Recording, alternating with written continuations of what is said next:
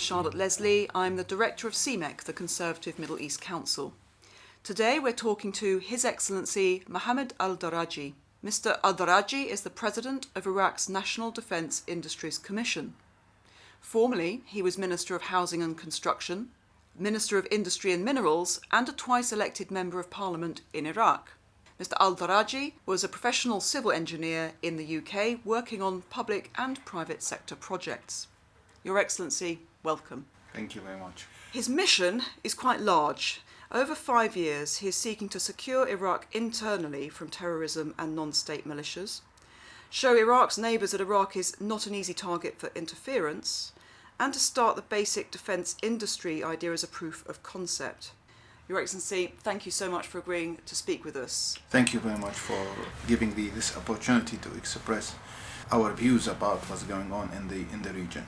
Thank you, and we couldn't be meeting at a more concerning time.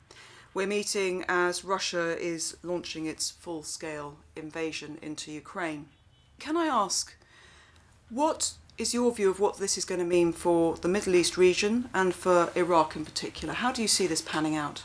The situation is very crucial, especially with 700 kilometers of flat border with Syria. And you know there is a presence for Russia in Syria, and the conflicts, it may happen between the West, United States of America, and the European countries on the side, and the other side Russia and their alliance in the region. If the conflict transferred to Syria, and Syria being a battlefield for this conflict, then it will be a direct impact on Iraq. And our national security have to consider this and take this in account, because especially what happened in Hasaka a few weeks ago when some ISIS leaders ran away from the prison, then we don't know when this impact will start. It's a matter of time. But this impact, especially the conflict between United States of America and Russia, will have a direct impact in Syria and indirect impact on Iraq. On the other hand, the other side of the border, which is Iran, and there is a negotiation in Vienna and Austria between America and Iran on the nuclear deal. If this deal has been affected by the invasion of Russia, because you know Russia is a good friend with Iran, so if this deal affected, then another problem will impact Iraq indirectly from the other side of the borders.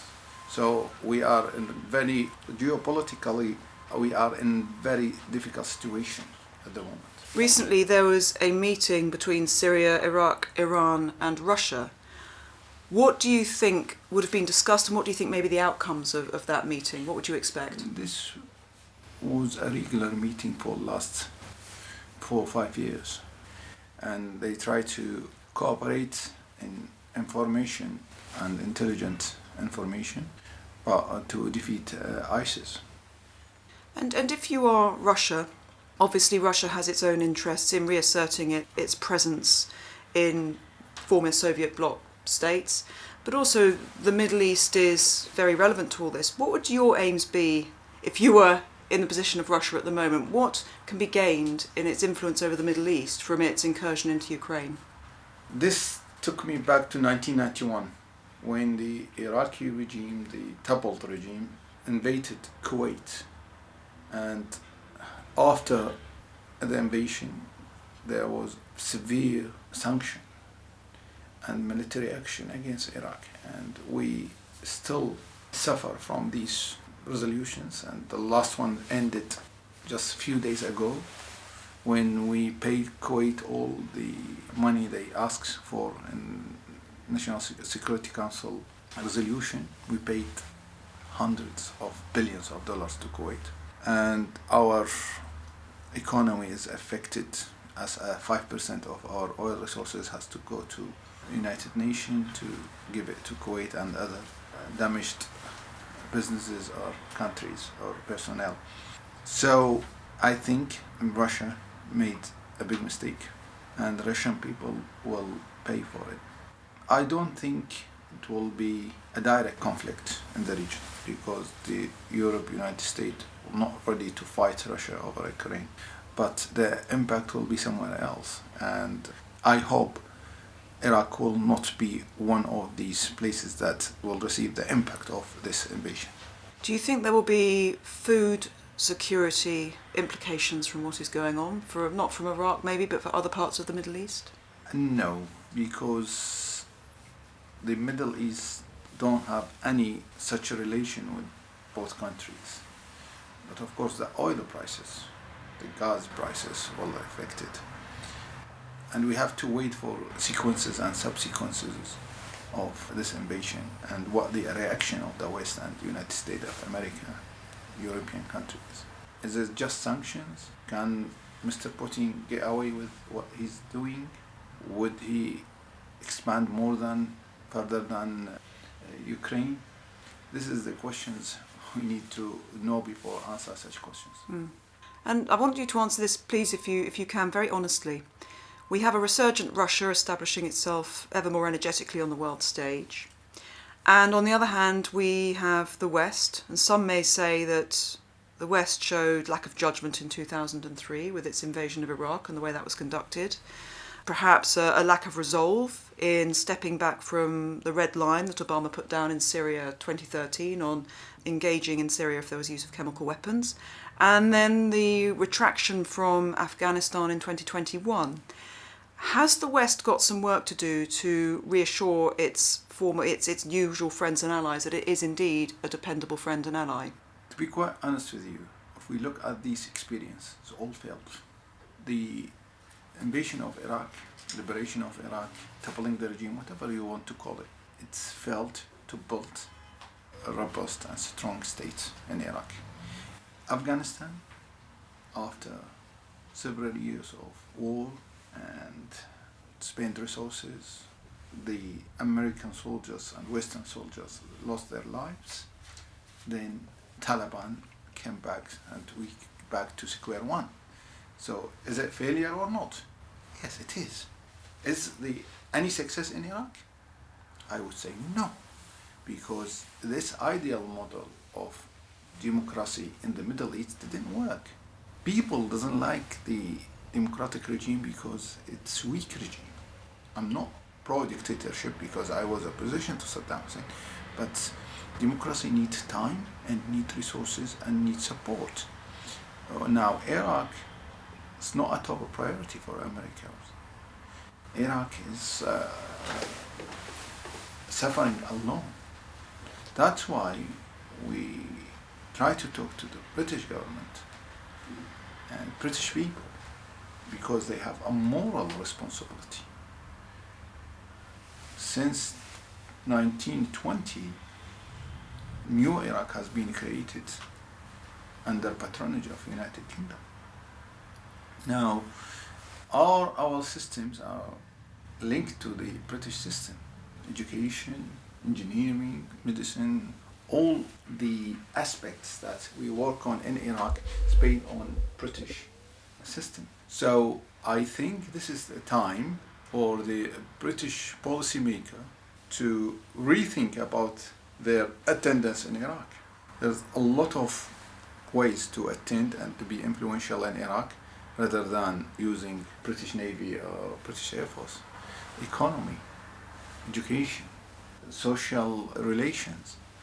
All these issues need to be considered seriously by British side to work in Iraq. And one of the reasons for me to visit United Kingdom is to ask the British relevant agencies and governmental body and businesses to work together to build a defense industry and to localize our defense industry to enable the Iraqi government to serve the Iraqi people and to do their duty to save Iraqi people. We have a lot of challenges. We have ISIS challenges, neighboring threat, and out-of-law militias.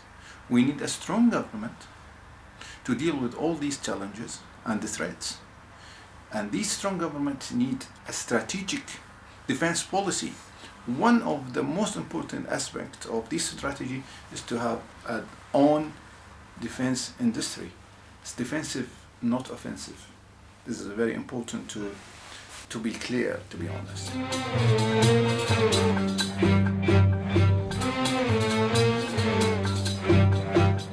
I'm Charlotte Leslie, the Director of CMEC, and I'm speaking to His Excellency Mohamed Al-Daraji, who is the President of Iraq's National Defence Industries Commission.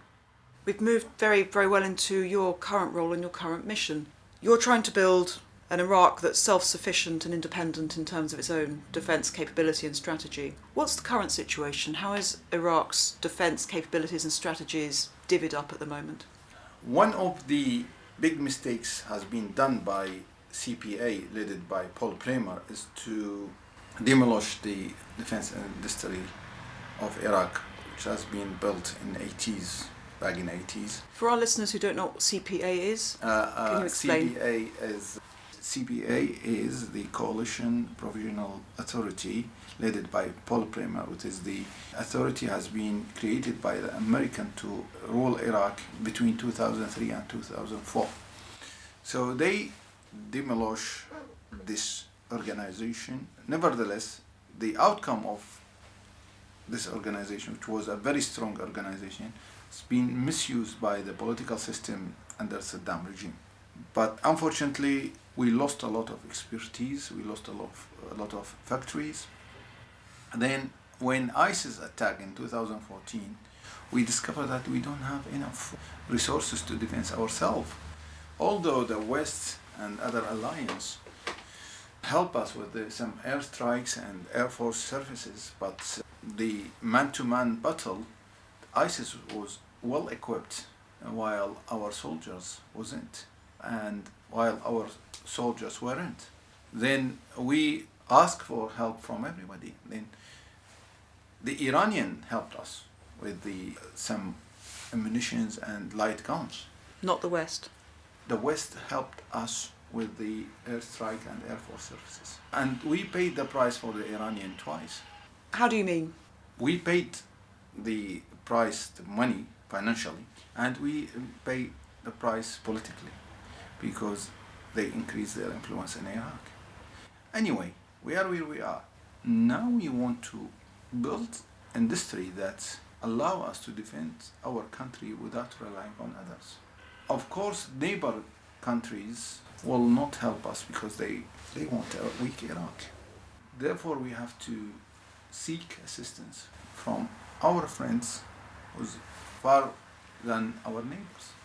And I think United Kingdom must be one of these countries who help Iraq to build their national security strategy, or at least to help to nominate the right countries to work with us. Your Excellency, you talked earlier about Britain's moral responsibility towards Iraq since it founded the concept itself of Iraq as a country. Some of our listeners might say, well, look, that was a while ago and we've got a lot going on. What's in it for us? Why should the UK care about Iraq's stability and defence independence? Yeah, because the whole area will affect the future of British people. Most of the energy that the United Kingdom consumes is from the region. The gas from Qatar, oil from the region as well. So the geographic position of Iraq and geopolitics of the area affect the interests of British people and British policymakers. Therefore, helping Iraq and stable Iraq and enhancing the relation between Iraq and the United Kingdom, it will be mutual benefit for both countries, especially when we know that there is a lot of business opportunities in Iraq, either in defense industry or in civil industry.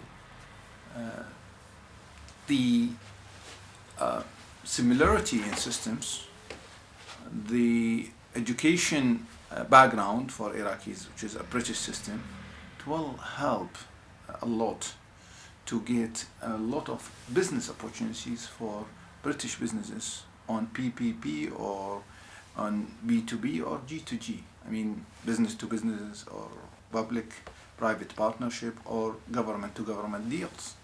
Or either, which we try to create another model, is B2G, British business with the Iraqi government, to have a partnership to build such a project, which will be a very beneficial project.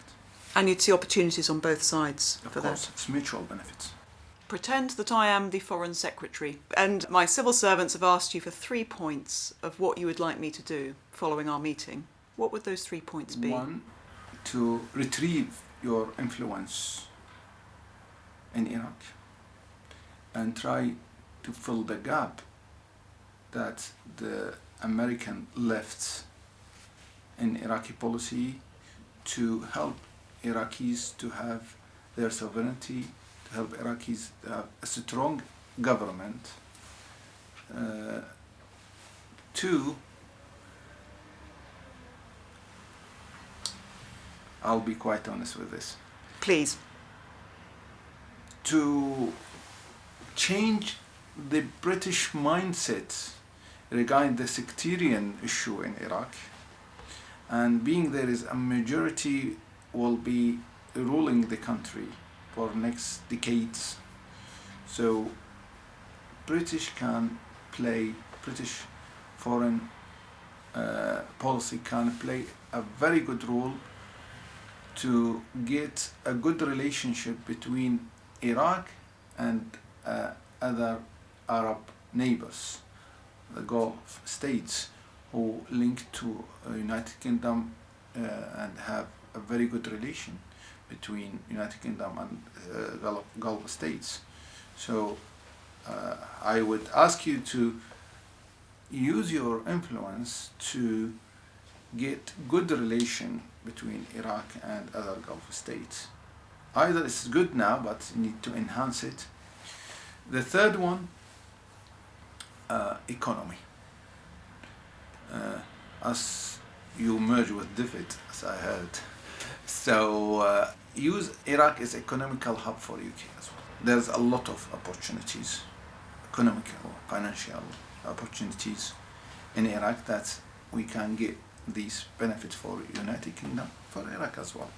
So get a trade mission and go to visit Baghdad and start practical steps to do business with Iraq, either in defense industry, civilian industries, trading, oil and gas sector, anyway, any domain you find your British businesses interested to work on.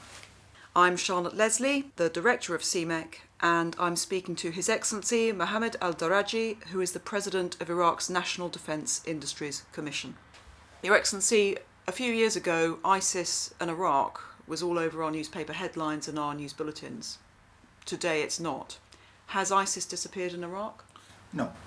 There are a lot of sleeping cells of ISIS, and they can wake up anytime. Honestly, they are operating in the desert between Iraq and Syria, and it's very dangerous. And if we come back to the beginning of our interview, the Russian-American conflict may give opportunity to ISIS to start again attacking Iraq or in Syria. Where are they getting their funding? This is a £1 million question. I always just make jokes that Daesh, ISIS came from sky. Come on, they came from different routes, Turkey route, France, UK, Germany, from everywhere, from Africa, from North Africa. And the fund, this is the very tricky question. I mean, if you want to transfer £10,000 anywhere, a lot of questions, and maybe they stop your account unless you get the resource. How come ISIS get all these money transferred, all these cash? Where did they get this cash? And how can get their arms, cars, ammunition? I mean, this is a question mark. Iraqis must ask the West these questions, because the West have the financial control ability, they have the cyber ability to find out where these guys get their funds. So, I'll be quite honest with you, a lot of Iraqi people believes that ISIS is made by the West. to attack some countries in the region. And Iraq suffered a lot. We fought Daesh or ISIS on behalf of the whole world. Because before we fought them, they attack in Paris, they attack in Spain, they attack in London, and of course they attack in the United States of America. So we fought them in our land with our resources with not a great help from the West. So the West must know where they get their funds because the banking system controlled by the West. I think maybe as we look at Russian influence, financial transparency, regulation of Companies House in the UK and the use of the City of London and London as a laundromat for money, I think will come into ever more question.